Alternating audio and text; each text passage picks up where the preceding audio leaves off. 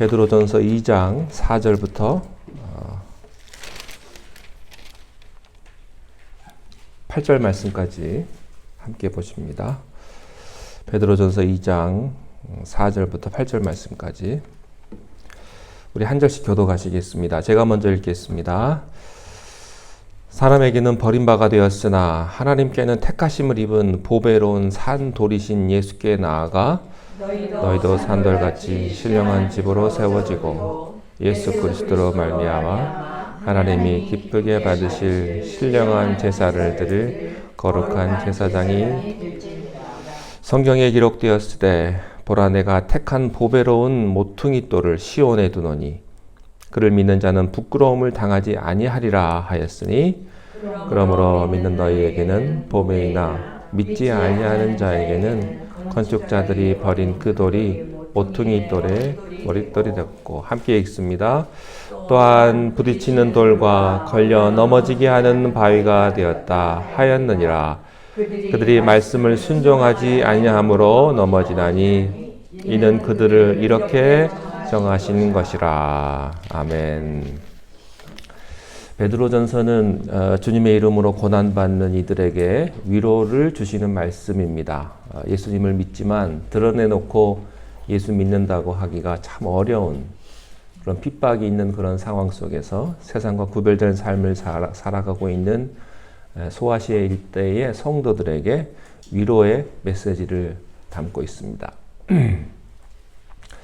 오늘 본문에 보시면 돌이라는 이야기가 참 많이 나옵니다. 돌, 건축. 건물을 세울 때 가장 중요한 것은 기초를 세우는 것입니다. 기초를 어떻게 하느냐 것이 굉장히 중요한데요. 기초라고 하는 것은 과정의 근간이고 또 결코 흔들림이 없는 모든 것을 버티고 또 견디게 해주는 그러한 중요한 역할을 하기 때문입니다. 제가 한국에 가끔 나가보면 나갈 때마다 아파트들이 이렇게 못 보던 아파트들이 이렇게 굉장히 높이 올라가 있는 것을 봅니다. 오래전에는 기껏해야 12층 이 정도 아파트였는데 제가 작년에 한번 갔었을 때 보니까 20, 30층은 보통이더라고요, 아파트가. 저희 어머니 사시는 데도 강동구 쪽인데 그쪽에 이제 삼익 아파트라고 있어요. 오래된 삼익 아파트가 있는데 그게 재건축을 하더라고요. 근데 오래전부터 땅을 파는데 땅 파는 건 굉장히 오래 걸려요. 근데 올라가는 건 금방 올라가더라고요. 기초가 굉장히 중요하기 때문에 오랜 세월 동안 기초를 든든히 하고 깊고 단단하게 파는 거죠. 집을 지을 때도 기초를 공정이 가장 많은 시간에 할애를 하는 것처럼 우리의 믿음도 마찬가지입니다. 우리를 견고하게 만드는 것들이 많이 있습니다만 그 기초가 없다면 모든 것이 순식간에 무너지고 마는 것이죠. 믿음의 기초는 뭘까요? 예수 그리스도십니다. 예수 그리스도를 만나는 것이 믿음의 기초입니다. 그래서 내가 아무리 교회를 오래 다니고 봉사 많이 하고 그래도요, 예수 그리스도를 만나지 않은 분들은요, 바람이 불고 비가 오고 그러면 쉽게 무너져 내릴 수가 있다는 것이죠. 자, 4절 말씀 함께 읽겠습니다. 4절 시작. 사람에게는 버림바가 되었으나 하나님께는 택하심을 입은 보배로운 산돌이신 예수께 나아가. 고난받는 성도가 받아야 될 가장 큰 위로는 바로 예수님에게 있음을 말하고 있습니다. 예수님은요, 고난 중에 가장 큰 고난을 당하신 분이십니다. 우리도 고난을 겪죠. 또 오해를 받죠. 교회 다니면서 사실 사람과 사람 사이에 교제를 하면서 우리가 오해도 받고 또 시험도 들고 그런 때가 있죠. 그런데요, 우리가 받는 고난이나 오해는 예수님이 받으셨던 오해나 고난에 비하면 아무것도 아니에요. 아무것도 아닙니다. 정말 아무것도 아닙니다. 근데 우리는 내가 좀 오해를 받거나 서운한 일이 있으면 밤잠을 못 자고 하루 종일 그것 때문에 고민을 하잖아요. 근데 예수님께서 나 때문에 당하셨던 고난과 그 아픔을 생각해서 여러분 밤새 보신 적 있으세요? 그런 적은 없거든요. 내가 조금만 서운하면 그것 때문에 며칠 동안 골머리를 썩고 잠도 못 자고 그래요. 아무것도 아닌데도. 그러나 우리가 꼭 명심해야 될 것은 내가 받은 고통에 비하면, 예수님의 고통에 비하면 내가 받은 오해나 고난은 아무것도 아니다 라는 것입니다. 베드로는 산돌이신 예수님께 나아갈 것을 권면하십니다. 성경에 보면 그리스도를 돌로 비유하는 그런 말씀들이 굉장히 많이 있는데요. 모퉁이의 머릿돌, 또 생명수의 반석, 기초석, 심판의 돌, 이런 식으로 주님을 단단하고 견고한 돌들로 비유하고 있습니다. 오늘 본문에 보면 산돌이신 예수님, 산돌로 예수님을 비유하고 있는데요. 이 산돌이라고 하는 것은 기초들과 같이 든든하고 견고한 예수님께서 생명력이 있어서 지금도 역사하시고 내 삶을 깊이 주관하고 계신다 하는 그런 뜻이기도 합니다. 예수 그리스도께서는 견고하고 또 흔들림이 없으신 기초석과 같습니다. 여러분, 기초석은요, 땅 밑에 숨어 있습니다. 보이지 않아요. 그래서 당장은 안 보일 수 있습니다. 그러나 이 기초석은 아주 깊은 곳에 자리를 잡고 있기 때문에 바람이나 비의 영향을 받지 않아요. 든든하게 그 집을 잡고 견뎌내주고 있는 것이죠. 그래서 이 기초는 모든 것이 근간이고요. 모든 것을 버티게 해주는 아주 중요한 것입니다. 우리의 믿음의 기초 역시 예수 그리스도께 깊이 뿌리 내려서 어떤 상황 속에서도 여러분 흔들림 없게 되시기를 축원합니다. 자, 5절 말씀 보시겠습니다. 5절 시작. 너희도 산돌같이 신령한 집으로 세워지고 예수 그리스도로 말미암아 하나님이 기쁘게 받으실 신령한 제사를 드릴 거룩한 제사장이. 베드로는 너희도 산돌이 되었다 말씀하십니다. 다시 말하면 우리가 그리스도와 연합하게 될 때 우리도 산돌같이 견고하게 세워진다고 하는 것이죠. 우리는 예수 그리스도라고 하는 든든한 기초 위에 세워진 교회입니다.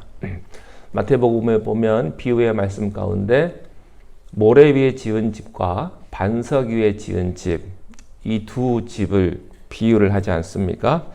근데 두 집이 같을 수가 없어요. 겉으로 볼 때는 같아 보입니다. 왜냐하면 기초는 보이지 않기 때문에. 근데 언제 이 두 집의 차이가 납니까?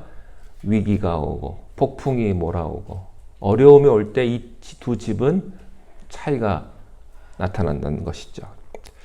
흔들리지 않는 견고한 산돌 위에 집을 쌓았다면 그 돌들이 함께 연합으로 더 든든하게 세워질 것입니다. 돌이라고 하는 것은 그냥 혼자 있을 때는 그냥 돌입니다. 그냥 돌이에요. 그렇지만 돌과 돌이 만나면 벽이 되고요. 그 벽과 벽이 만나면 집이 되는 것이죠. 교회 안에 여러 성도들이 예수 그리스도라고 하는 아주 견고한 산돌 위에 모여서 협력을 하고 함께 모이고 뭉치면 어떤 폭풍에서도 흔들림이 없는 견고한 집, 또 든든한 교회가 되는 것입니다. 그리고 예수 그리스도로 말미암아 든든한 집을 세웠다면 하나님이 기쁘게 받으실 신령한 제사를 드릴 거룩한 제사장이 되는 것입니다. 여러분들이 거룩한 제사장들이십니다. 그러면 성경에서 말하는 신령한 제사란 무엇입니까? 사도 바울은 이렇게 말했죠. 너희 몸을 거룩한 산 제사로 드리라. 이는 너희의 드릴 영적 예배다. 이렇게 말씀을 하셔요. 우리의 삶을 하나님이 기뻐하시도록 그렇게 살아가고 그 삶을 통해서 하나님께 영광을 돌려드릴 삶이 바로 신령한 제사라고 하는 것입니다.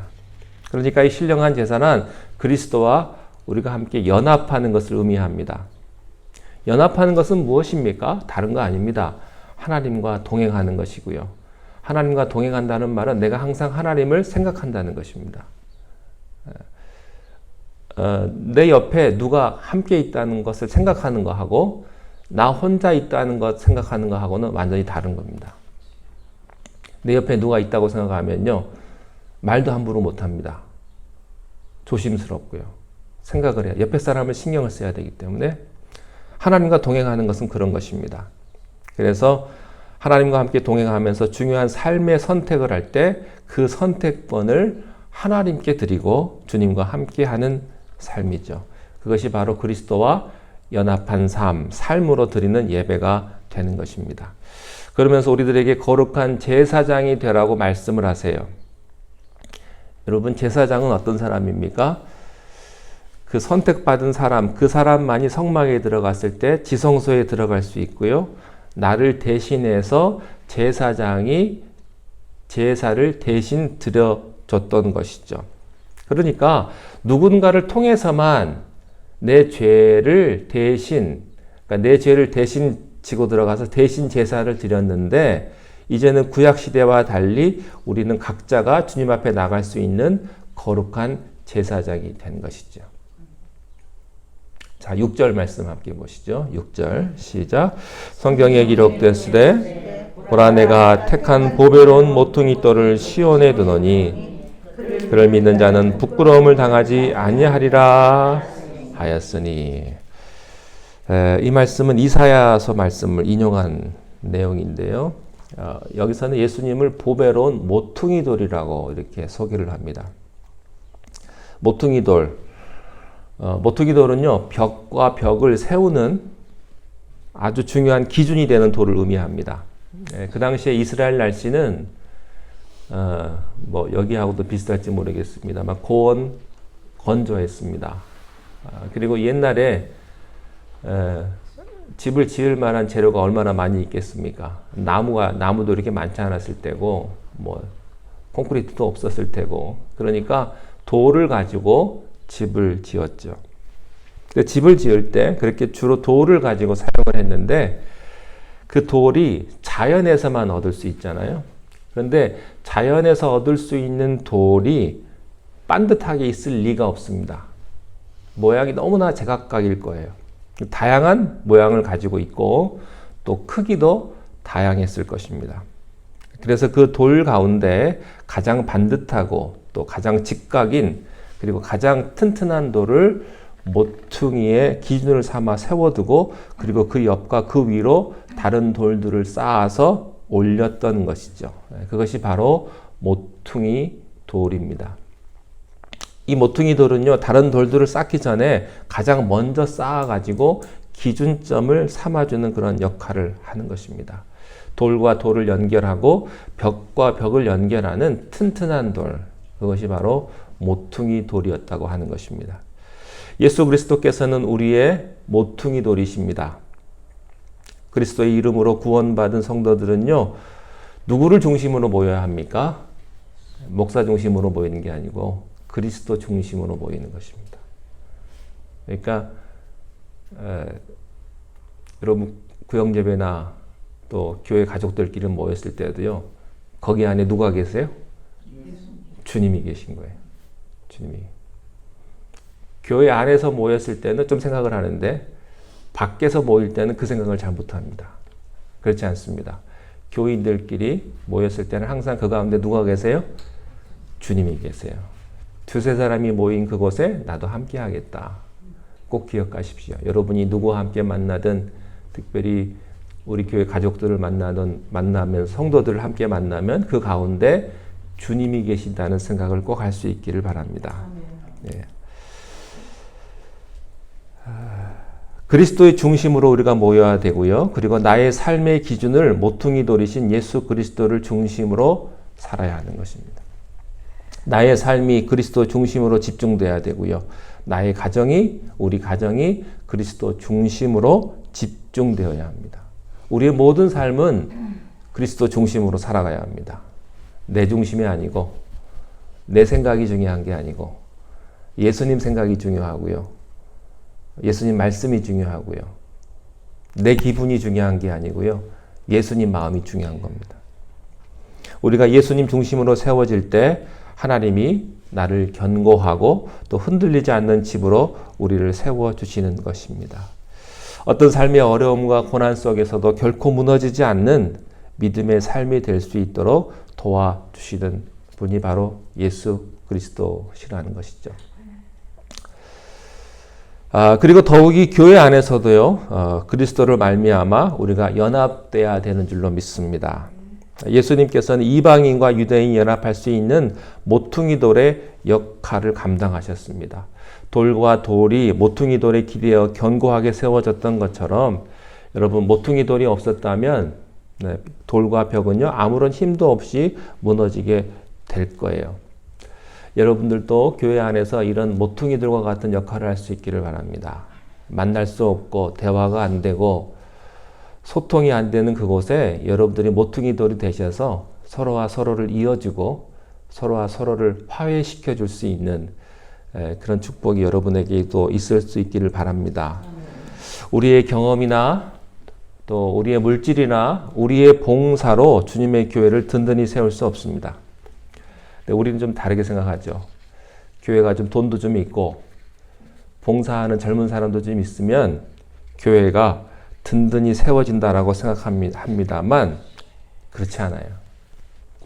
교회를 든든히 세우는 건 교회 재정도 아니고요. 젊은 사람도 아니에요. 교회의 기준이 될 수 있고 교회를 든든히 세우시는 분은 우리 주 예수 그리스도이십니다. 우리를 연합하게 하시는 예수 그리스도만이 우리 발레옥 교회를 든든하고 견고하게 세워주실 수 있어요. 교회에 오는 우리 모두는 다 다릅니다. 같은 돌멩이가 하나도 없잖아요. 집을 지을 때. 우리 교회 가족분들 많지는 않지만 같은 분들 한 분도 없으세요. 어쩜 그렇게 개성이 다 다른지, 어쩜 그렇게 성격이 다 다르고 다 달라요. 여러분 집을 이루는 돌이 다양하듯이 우리들도 다 달라요. 그래서 서로 불편할 수 있습니다. 불편하죠. 왜 안 불편하겠습니까? 근데 부부도요, 어디 여행 가면 잘 안 맞잖아요. 물론 딱 맞는 분들도 가끔 있긴 있습니다만 부부도 안 맞잖아요. 근데 하물며 교회 나오는 식구들끼리 뭐가 맞겠어요? 하나도 안 맞지. 불편한 거 투성이라고요.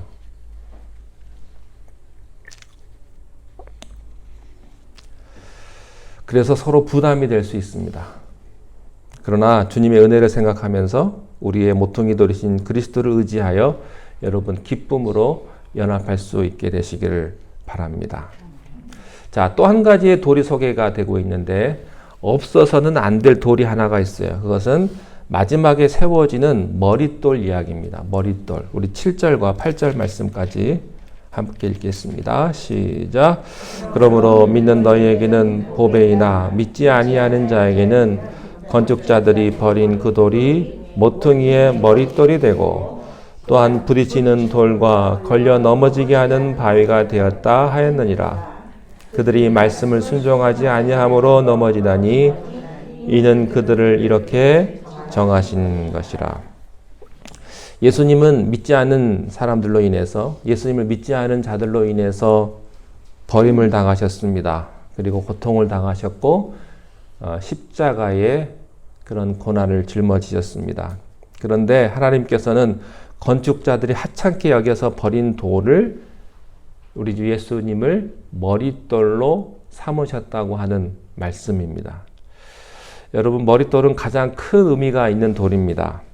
그 당시에 건축 양식은 다 짓고 난 다음에 집 안으로 들어가는 집안 문을 아치형으로 지었다고 합니다. 아치형으로. 그런데 아치형이 이렇게 왼쪽하고 오른쪽하고 가서 서로 만나잖아요. 근데 가장 마지막 만나는 그곳에 모퉁이 돌을 세웠다고 해요. 가장 보기 좋고 가장 든든한 그 모퉁이 돌을 가운데 놓음으로 그 집이 완성되었다고 합니다. 마지막 과정이었어요. 그래서 모든 건축자들이 그 모퉁이 돌을 집을 지을 때부터 찾았다고 합니다. 예수 그리스도는 세상 사람들이 볼 때는 버린 돌입니다. 아무런 의미가 없는 돌입니다. 그러나 하나님은 가장 중요한 머릿돌, 그것이 있어야만 완성이 되었던 것이죠. 여러분, 그 머릿돌이 여러분 가정에도 있게 되시기를 바랍니다. 우리 교회에도 머릿돌이신 예수 그리스도가 있으셔야 합니다. 우리들은 다 사라져야 되고요. 우리들의 모든 봉사나 이런 것들은 아무것도 아닙니다. 여러분 오직 그리스도 예수께서 드러나시고 주님의 이름만 나타날 수 있는 여러분의 가정과 또한 우리 교회가 될 수 있기를 주님의 이름으로 축원합니다. 기도하시겠습니다. 우리 주님께서는 버린 돌이셨지만 건축자들의 머릿돌로 우리 하나님께서 세워주시고 그 머릿돌로 인하여서 모든 것이 완성되는 그런 귀한 은혜를 우리들에게도 허락하여 주시옵소서. 우리 교회의 머릿돌이신 예수 그리스도를 바라보게 하시고 주님의 은혜와 주님의 귀한 사랑만이 우리의 가정과 우리 교회를 주님 지키시고 인도하여 주시옵소서. 오늘 하루도 살아갈 때 주님과 함께 동행하는 삶을 살게 하시고 주님의 보호하심을 경험하는 복된 하루가 되게 인도하여 주시옵소서. 사랑하는 우리 반려 모든 가족들 어느 곳에 있든지 주님께서 눈동자와 같이 지켜주시며 오늘 하루도 험한 세상 가운데서 우리를 보호하시고 불꽃 같은 눈으로 우리를 지켜 주시옵소서. 감사하옵고 예수님의 이름으로 기도하옵나이다. 아멘. 하늘에 계신 우리 아버지여, 이름이 거룩히 여김을 받으시오며 나라의 임하옵시며 뜻이 하늘에서 이룬 것 같이 땅에서도 이루어지이다. 오늘날 우리에게 일용할 양식을 주옵시고 우리가 우리에게 죄 지은 자를 사하여 준 것 같이 우리 죄를 사하여 주옵시고 우리를 시험에 들게 하지 마옵시며 다만 악에서 구하옵소서. 나라와 권세와 영광이 아버지께 영원히 있사옵나이다. 아멘.